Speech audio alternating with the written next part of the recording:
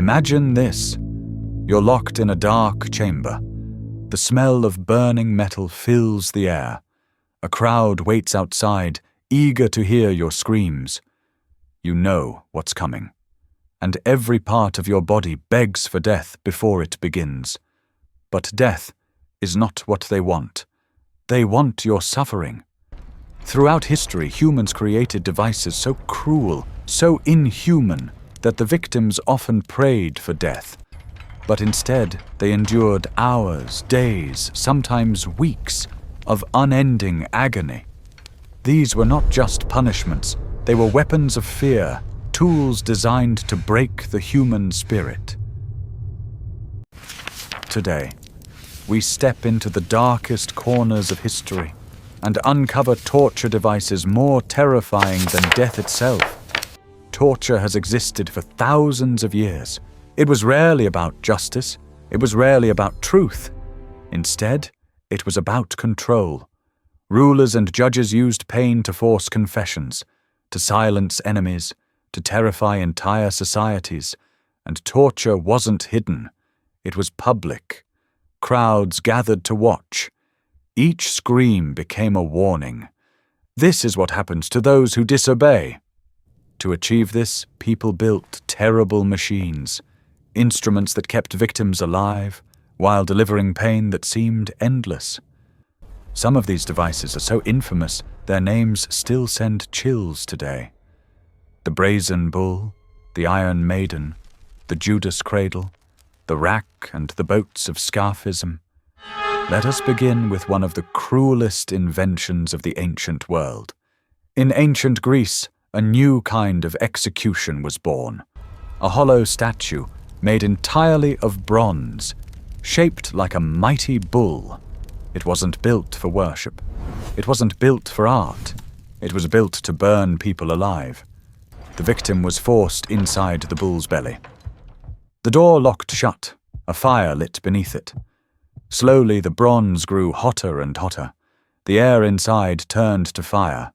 Skin blistered. Blood boiled. But the worst part? The screams. The inventor, a man named Perilos, designed special pipes inside the bull's head. When the victim cried out, the pipes twisted the sound into the roar of an angry bull.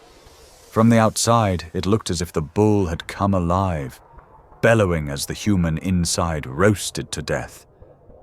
The ruler Phalaris of Agrigentum used it as his weapon of terror, and in a cruel twist, legend says Phalaris tested it first, on the bull's own creator. Whether every detail is true or not, the brazen bull became a symbol of horror. It shows us something chilling. Cruelty wasn't hidden. It was displayed, turned into entertainment. Now we move forward many centuries, into medieval Europe. Here we find one of history's most infamous images of torture, the Iron Maiden. At first glance, it looked like a coffin, tall, standing upright. On the outside, sometimes decorated with the face of a saint. But open it up, and the horror appeared. Inside were rows of sharp iron spikes. When the victim was placed inside and the doors closed, the spikes pierced deep into their body. Not enough to kill instantly, but enough to cause unbearable pain, bleeding wounds, and a slow, suffocating death in darkness. The truth, however, is complicated. Some historians argue the Iron Maiden may not have been used as often as legend claims. It might have been pieced together later, a mix of different devices, fused into one terrifying image. But whether it was real or myth, its impact was undeniable. The thought of being trapped in a coffin of spikes was powerful enough to terrify people for centuries. The Iron Maiden was more than a device. It was a symbol, a reminder that death was not the worst punishment, that fear itself could be sharper than iron. Now we move to the time of the Inquisition, a period when torture was not just common, it was official. Among the most feared devices stood the Judas cradle,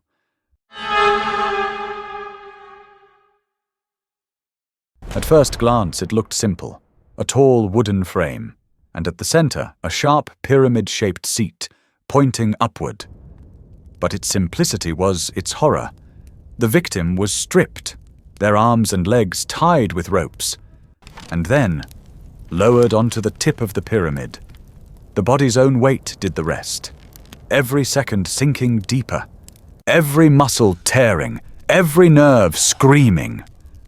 To make it worse, heavy weights were sometimes tied to the victim's ankles. The more they struggled, the more the pain grew. This torture could last for hours, sometimes days. Infection set in. The body broke down, but death never came quickly. And there was another layer: humiliation. The Judas cradle was often used in public. Onlookers mocked and laughed while the victim sat in agony. It wasn't only the body being destroyed, it was dignity. This device shows us the cruelest truth of torture. It wasn't just about punishment, it was about stripping away humanity itself. Next, we face the device that became the very symbol of medieval cruelty: the raquet wooden frame, ropes tied to wrists and ankles, rollers at either end. It looked almost ordinary, but once the handles turned, the nightmare began. The ropes pulled tighter, the body stretched. At first, joints dislocated, shoulders, elbows, knees. Then muscles tore, ligaments snapped, bones cracked under the strain. The victim screamed for mercy, but the torturers turned the wheels again. Some were stretched so far, their bodies became unnaturally long, a grotesque shadow of what they once were. And yet, the rack was not always used to kill. It was used to extract confessions. The torturer's words were always the same: confess, and the pain will stop. Many confessed to crimes they had never committed. Many gave names of the innocent, just to end the suffering. But the cruel irony is this: the truth never mattered. The rack created lies, not justice. Even those who survived often never walked again. Their bodies left broken forever. The rack reminds us of the darkest side of fear. It was not about truth. It was about obedience. Now we come to one of the most horrifying methods ever recorded: scaphism, the ancient Persian punishment known simply as the boats. The victim was laid between two hollowed-out pieces of wood, like a coffin, but with the head, arms, and legs sticking out. The body was trapped inside, unable to move. Then the cruelty began. The victim was force-fed milk and honey, enough to cause violent diarrhea. Soon their body was covered in their own waste. More honey was smeared on their skin. And then they were left outside, on a stagnant pond, or tied in a swamp. The sun burned above, the air thick with buzzing wings. Insects swarmed the exposed flesh. Flies laid eggs in open wounds. Mosquitoes fed without mercy. Worms burrowed into every opening. The victim did not die quickly. They rotted alive. Some lasted for days, others for weeks. Every moment was agony. Every sound of buzzing wings was another reminder. Death was coming. But not soon enough. Scaphism was not used casually. It was reserved for traitors, enemies of the state, people whose deaths were meant to terrify all who heard the story. And it worked. Few punishments in history inspired such dread. Few deaths were so feared. By now we have seen devices that stretched the body, pierced the flesh, humiliated the spirit, and decayed the living. But these inventions were never just about pain. They carried a darker purpose: to control entire societies through fear. In the final section, we will reflect on what these devices reveal about power, cruelty, and the human obsession with fear itself. When we look at these devices, the brazen bull, the iron maiden, the Judas cradle, the rack, and the boats of scaphism, one truth becomes clear. They were not designed to kill quickly. Death was not the goal. The real weapon was fear. Think about it. A sword, a rope, an axe. All could kill in seconds. But these machines kept the victim alive. Alive long enough for every scream to echo. Long enough for every cry to become a warning. Torture was theater. The victim became the actor. And the audience learned the lesson. This could happen to you. Fear didn't stop with the victim. It spread to families, to neighbors, to entire towns. People obeyed not out of loyalty, but out of terror. The Judas cradle turned shame into pain. The rack twisted truth into lies. The brazen bull turned screams into entertainment, and scaphism, it made death itself a long, rotting nightmare. Fear is stronger than death, because death ends, but fear lingers. Looking back now, these devices seem almost unreal. How could humans design such things? How could others watch and cheer? But history teaches us a harsh truth. Cruelty has always walked beside civilization. For every temple, for every palace, there were dungeons. Rooms where pain ruled. The brazen bull showed how art could become cruelty. The Iron Maiden became the symbol of fear. The Judas cradle stripped away dignity. The rack turned bodies into broken lies. And scaphism, perhaps the worst of them all, turned life into slow decay.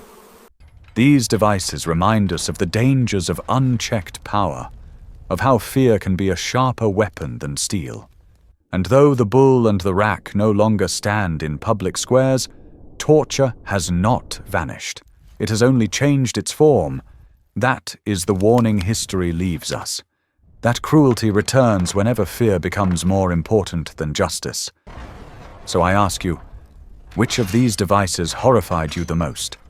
Was it the burning roar of the brazen bull, the endless stretch of the rack, or the crawling nightmare of scaphism? Tell me in the comments below.